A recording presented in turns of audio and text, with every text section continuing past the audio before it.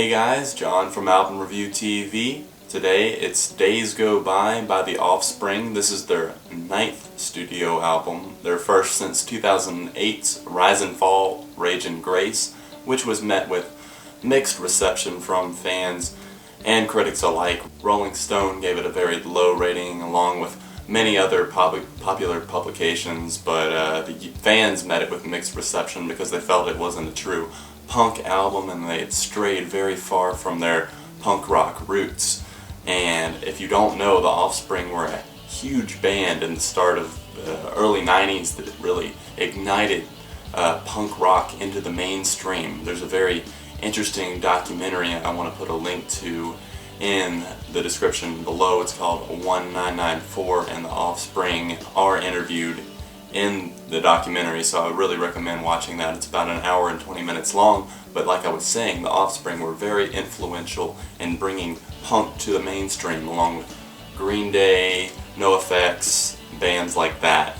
The Offspring's sales skyrocketed with Ignition and Smash, Ixnay on the Hombre even, and they kind of declined in popularity, but they still get plenty of play on alternative stations as well as rock radio stations. Now, I don't claim to be the biggest fan or know everything about the Offspring, although I am checking out some of their older stuff, but I am very impressed and I like a lot of what I hear. I know a lot of the singles. Many of you guys were messaging me, commenting, saying I should check out Days Go By, and I was like, yeah, I'm really interested to hear what the album sounds like after hearing the lead single, Days Go By, the title track, which is a little bit of a change of pace for the Offspring, but still a very good radio single. It's getting a lot of love over at the alternative stations. I hear it a lot, and it's peaked at number 5 on the Billboard Alternative Songs so far. But when I heard the second song, California Cruisin', Bumpin' in My Trunk, I was like, this is a joke, right? Dexter, Greg, Noodles, you're kidding, right? This is not real music, you were just joking around. But no, it's an actual track from the album. I believe it's meant to parody pop culture music. Otherwise, it's just totally out of place on the album. It doesn't fit in anywhere with the rest of the songs on the album. I guess if it was meant to be funny, that's a good one, guys, you got me. But yeah, I just skip right over that track unless you want to hear Dexter Holland singing auto-tuned vocals and singing about a girl shaking her caboose at you in the summer sun while the bass bumps in the trunk. If you're into that, sure. And you could also go listen to some Katy Perry. But the rest of the album is nothing like that California Cruising track, and the rest of the album is smooth sailing and back to normal Offspring, with some of the songs even going back to stuff that I would say sounds like a lot of their older work, maybe even off of the first 2 or 3 albums.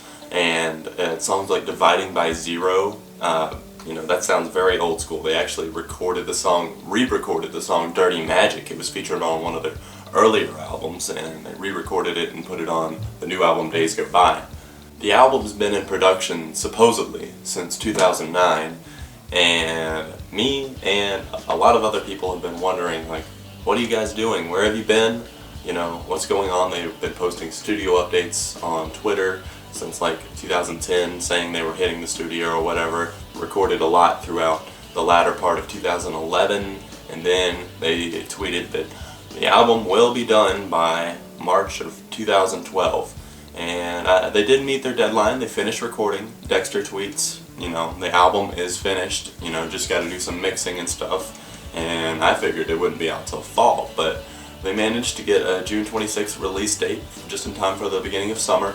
And the album is really solid. It's a lot better than I expected. It starts off very strong with some great guitar riffs on The Future Is Now. That's one of my favorites on the album, and it just keeps rocking heavily throughout the whole song, and it flows very nicely into the next song, Secrets from the Underground. Secrets from the Underground is another one that keeps up the high energy level with the guitars. The guitar work on the album is really good, as usual. The only place where I feel like it's obviously lacking is California Cruisin', but anyways, enough about that track. I've said enough already. Days Go By is the 3rd track. that's the first single you heard off of the album. That's the one you probably heard already, and it's a really good track. I didn't like it at first, but it's definitely grown on me a lot. The only thing is I feel like it sounds a little bit like Learn to Fly by the Foo Fighters. That's the opening guitar part. Turning Into You, Hurting Is One, two other great tracks that make up the 4 and the 5 slot on the album. And then, you know, the one that we skip over, we're not talking about anymore. All I Have Left Is You starts off slow and kind of builds into a nice little rock jam. That's another one of my favorites on the album. OC Guns is a nice change of pace, and it's got some of the stuff that reminds me like it would be on something like an early 2000s, maybe late 90s album from the Offspring. It's got some of the lyrics and the vocals from Dexter sound old school, and it's very nice. It's actually a nice touch to the album, something that's a lot different from anything else on the album. Dirty Magic, like I said, was re-recorded for this album. That's the 9th track on the album, and it's a really good song too, and they re-recorded it, updated it, modernized it a little bit for this album.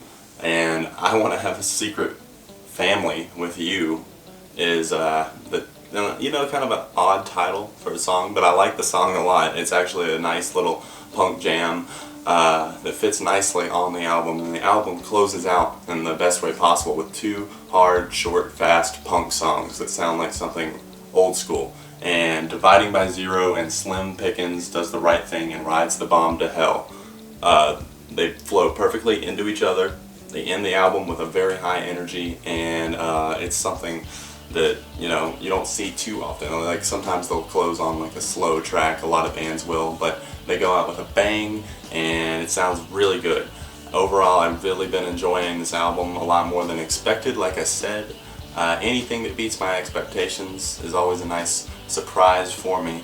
The guys turned out a great album here, and the Offspring are looking to remain relevant, especially in the rock and punk world. Let me know what you guys thought about the album in the comment section below.